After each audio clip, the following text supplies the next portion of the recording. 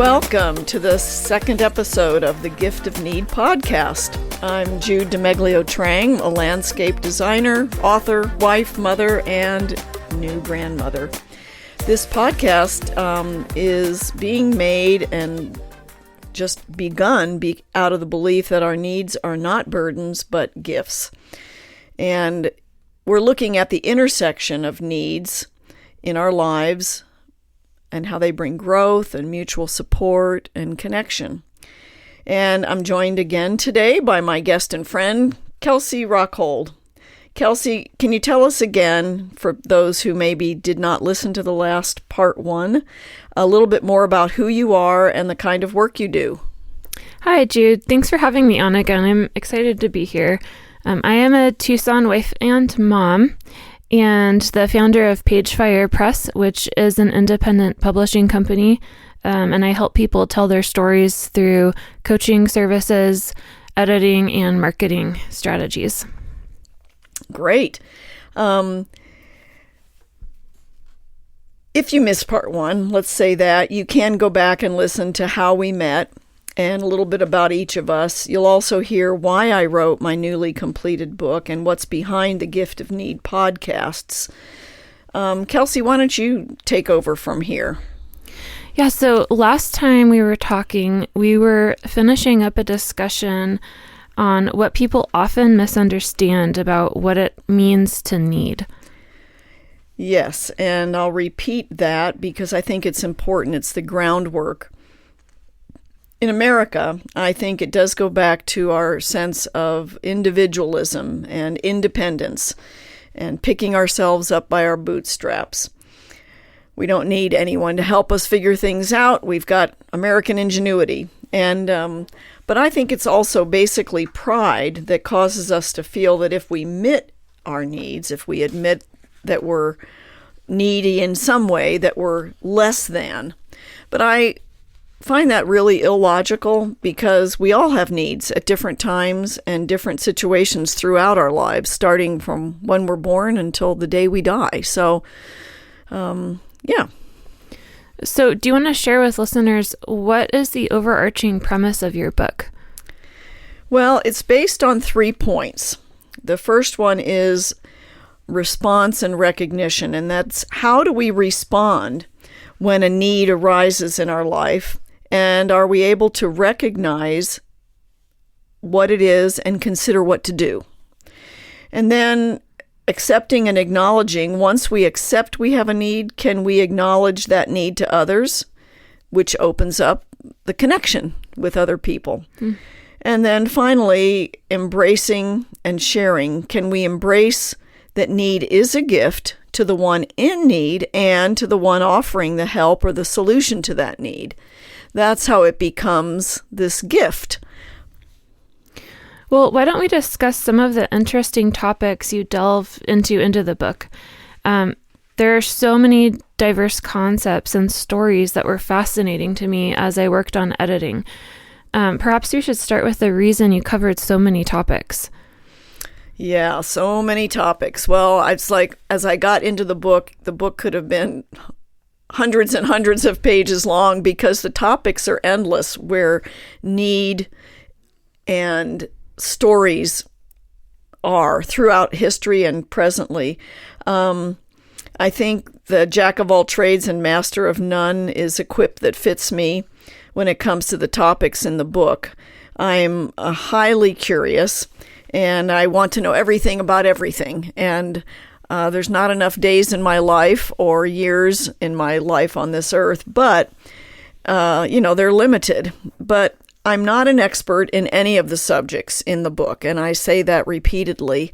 What I've done is I started gathering stories and information. That's not really the right word, but when I started thinking about need in our lives, it was over a decade ago, I started seeing these connections and stories and in science and psychology and emotional health and physical health and spiritual health, all these areas of our lives where these topics kind of cross all the different boundaries that we've set up. And they're not little boxes, but there's very cool stories from people across the centuries that prove my thesis, which I'm glad to share.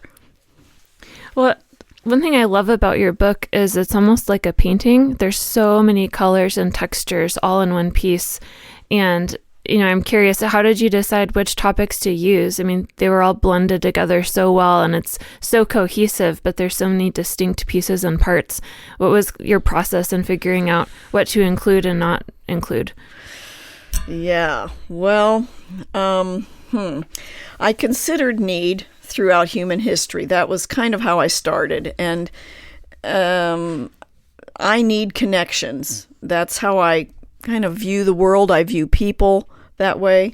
So I began pulling stories from some of the fascinating eras and people where there was need and looking at how that need was met.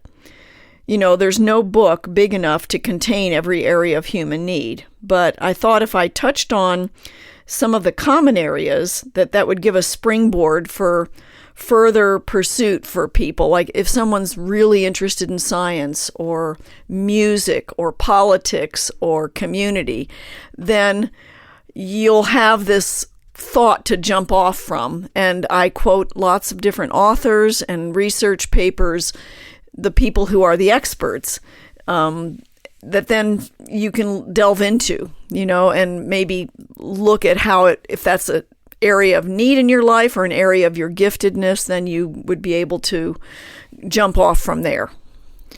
So just out of curiosity, is there a topic within the book that you connect with the most, that you were the most excited to cover, or that you felt represented who you are the most?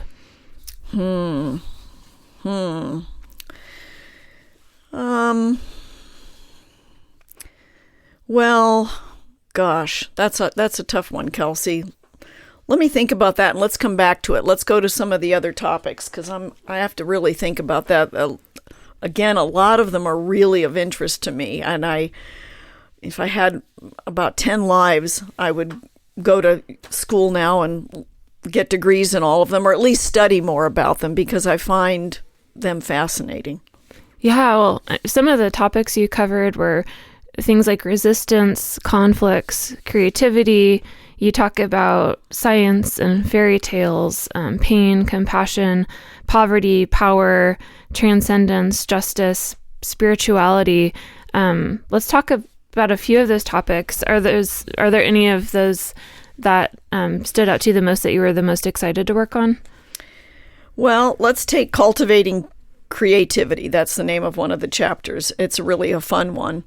In it, I cover science, inventions, art, beauty, music, laughter, fairy tales, poetry, storytelling, all the creative kind of arts. And it centers around how human need has always pressed us into creating something new. It's funny, when I was thinking about people to interview on the different subjects, the other night we were having dinner with friends, and there I was, the kind of writer, landscape designer, art person, and the other three people, including my husband, were all scientists. So I had, what are they? They're mining engineers, and John's a pharmaceutical scientist, and yet I did not feel left out of the conversation because they all have a place where they meet human need, and they're also their way of being creative, right, as scientists and stuff. So that's a cool aspect to me. Maybe that was the most fun chapter to write. I'm not sure, but I think it probably was. I love the way your chapter on the way you describe creativity within science is so fascinating and fun. What about there's this one part of your book that really stood out to me that I think may catch readers off guard if they just saw, if they just heard this topic of conflicts. Like, why would we need conflicts? Yeah, that's, I need conflicts like I need a hole in the head, right? No, nobody needs that. I just think about, like, when you're in the middle of an argument, I don't need this, Emily Dickinson has the answer. People need hard times and oppression to develop psychic muscles. And I love that quote. It sticks with me. I have lots of quotes in the books. It's kind of like those little nuggets that help me remember things, because my memory isn't always that great, but I can connect that. And developing psychic muscles, yes, we need hard times and oppression. And so in the book, I discuss the different types of conflicts.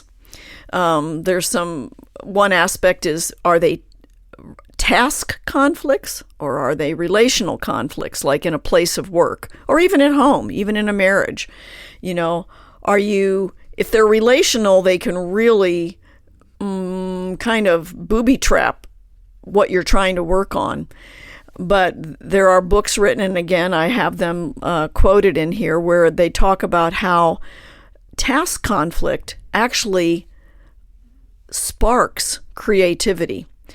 And I think it goes with a proverb that John and I have used in our marriage, because we are opposites in lots of ways. And that is, just like iron sharpens iron, so one man's countenance sharpens another. And I think that's, again, the same thing that Dickinson was talking about. So there's beneficial and detrimental conflicts in personal relationships, also in society. I talk about that. The different kinds of wars. Some wars are fought, even though if we don't like wars, there's sometimes a need for a war because the conflict has to be settled, right? And also the abilities we gain if we successfully navigate conflicts, and how conflict can reveal things that otherwise might go unnoticed or uncorrected. I think there's a whole world around conflict.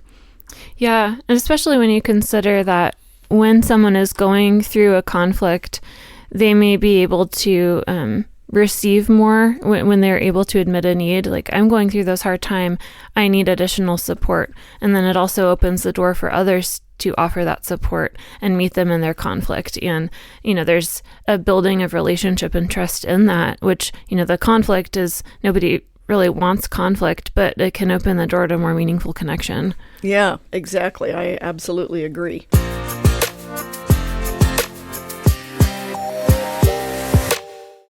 What about love? In your book, you take a really unique approach in looking at the Greek words for love, whereas in English we have one word that is kind of this all-encompassing word, and it doesn't exactly articulate what the specific kinds of love are, and most often it gets translated to just a romantic love. But your book goes into eros love and phileo and agape and all these different types of love and what that actually looks like and what that means.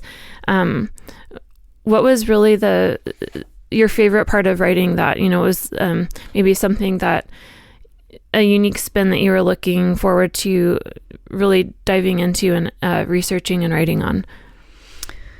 Well, the springboard for that was the thought of how we say, I love pizza, and I love my newborn baby, and I love my husband, and in other languages, there are other words for love, but going back to the Greek, there are 4 main ones, 6, and a couple of different writers have great books about them. And I think I don't think that any of us need to be convinced about our need for love. I think we all know we need love.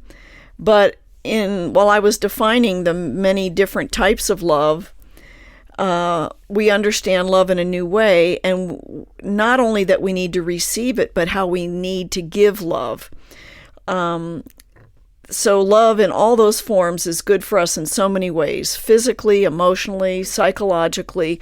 There are so many studies that have talked about how all those good neurotransmitter things come flashing on. Some of them, like just one of them I'm thinking of is a mother and her baby. And interestingly enough, even the father, even though he may not be as closely attached, or like I think that the study related to moms when they're breastfeeding. Dad is not breastfeeding, but just him looking at his newborn sends off these neurotransmitters, these positive, feel-good transmitters in their brains. I think it's oxytocin. Yeah. Thank you. I get them mixed up. That's why I failed chemistry in high school. That was another class I did not do well in, but I did good in PE and Spanish. So our need to give love, and I think of like when you get a puppy. The thing that we say about dogs is that they give unconditional love.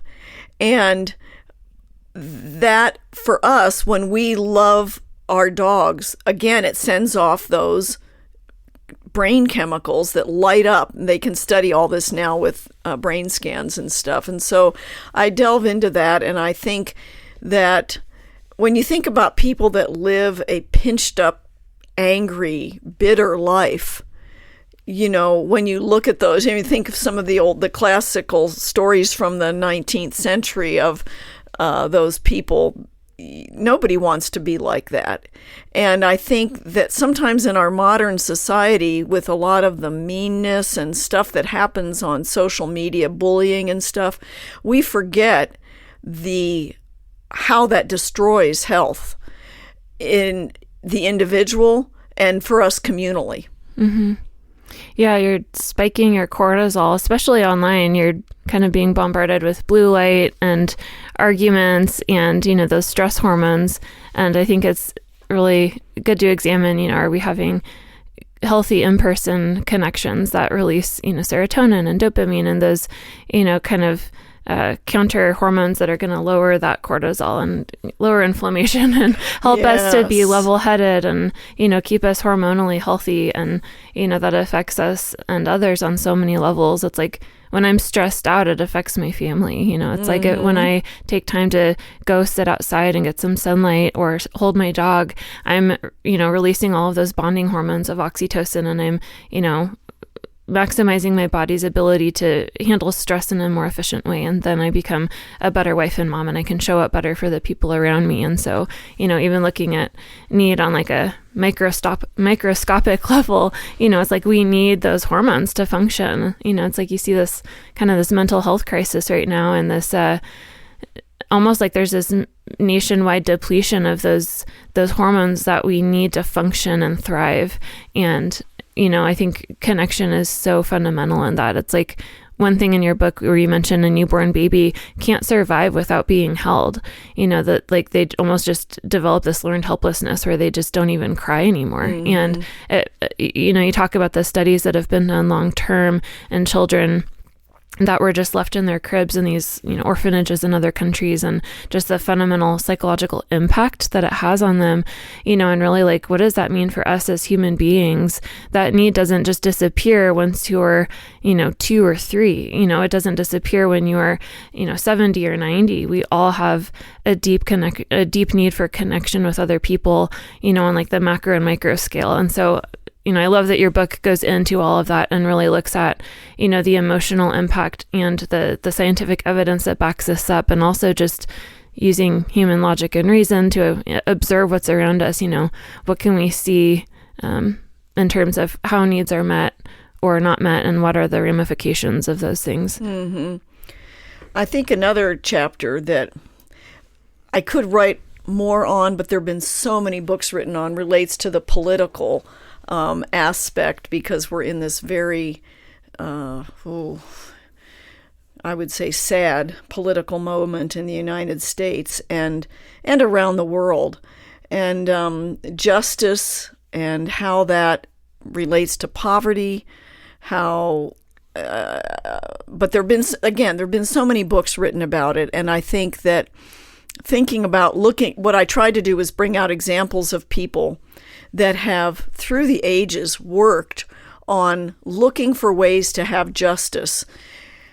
And I think for us in the United States, that we've had the rule of law since the beginning of our founding of our nation, and we take it for granted. But traveling to other developing nations in the world, you start to realize that the rule of law is a very precious and rare thing that people have. And it is a need. We all have a need to feel that we live in a just society and that our rules are followed, the things that we agree upon. And yet a lot of the world doesn't have that. And that sense of well-being and security that we in the West take for granted. Yeah, absolutely. One other thing I'm thinking of, I do talk about pain and grief, which we will go into on another podcast when I discuss my book, Opiate Nation, the memoir about my son and his death from a heroin overdose. But the idea that pain has its place, and that the absence of pain can be a kind of like the bellwether that says something's wrong. There's examples of, like, in a leper colony, and there's a doctor who worked in leper colonies in Southeast Asia for years and then here in the States, and how they don't feel any pain, and, their fingers drop off, their toes drop off. But there's other areas where if you don't have pain, we call these certain diseases the silent killers, many cancers, that they don't send off a pain. And so that's another topic that is of interest, and I think I can go into. And then also transcendence and spirituality is an important one.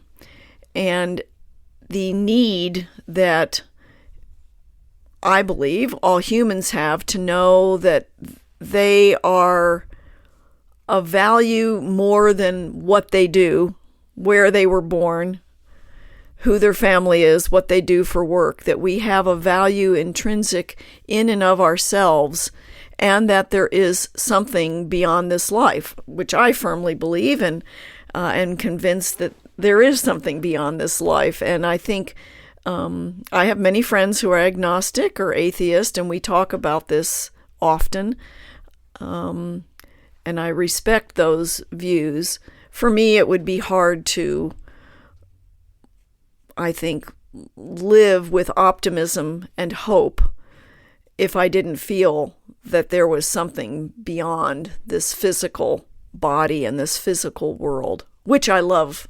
I love this world. I love the beauty in nature, and but I think it's a reflection of a greater beauty beyond what we can see. I'm a firm believer in the unseen world. Yeah. Do you want to summarize again for listeners what you hope the gift of need can offer the world? Yeah, I do. My hope is that people will begin to view needs not as a weakness, but as pathways to connection and even strength, because I think it's a strength and a resilience that comes within us when we view needs differently. And that people will learn to keep their eyes open and be open to asking for help. That others will find inspiration to use their gifts to help meet the needs of others and thereby have joy. And know that that in itself, those acts of sacrificial giving to others, fosters empathy, humility, and deeper connection and community. And I think I'm going to read a quote that I have here that, we've all heard the saying from Shakespeare's Merchant of Venice, all that glitters is not gold, right? Tolkien turned that around in The Lord of the Rings when he said, all that is gold does not glitter. So we naturally view need as the opposite of a gift. And that statement and that question, that statement, all that is gold does not glitter, causes me to ponder, can a valuable, priceless gift, i.e. gold, be packaged in plain or unattractive wrappings, causing us to focus more on what is really visible rather than discovering what lies within. That's one of my favorite quotes. I actually have that tattooed on my arm. Do you really? Oh my gosh. It's like my favorite book series ever. But yeah, no, it is such a good question because it does, I think, keep you more alert. And I think so much of our culture today, down to dating apps, is basing everything on face value. Does this person look attractive and do I want to talk to them or not?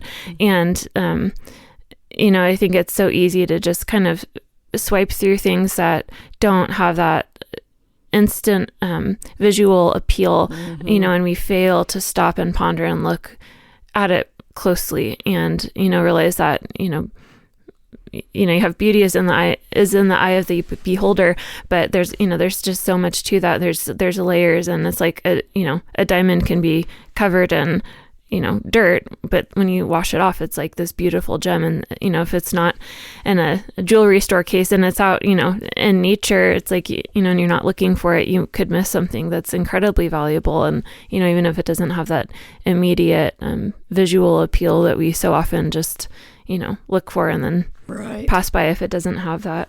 Right. Is your book out yet? Not yet. I am looking for an agent and a publisher, and doing this podcast and doing my free Substack newsletters and hoping that it will soon be out. Keep listening and keep up, and I'll let you know. So I think it's time to say goodbye. Thank you, Kelcey, for being here and helping me launch on this journey. Your insights while editing the book and discussing it have been really helpful. And thank you. Oh, thank you. I have loved working with you, and I'm excited to see what is in store for your book and for people to be able to read it for themselves. I know it's going to touch a lot of people in some wonderful ways. Thank you. And thanks to all of you who are listening. If you need help with a writing project, contact Kelcey through pagefirepress.org. Please consider subscribing to this free podcast and my free Substack newsletter. And of course, leave a comment or review. I would love to hear from you. Bye.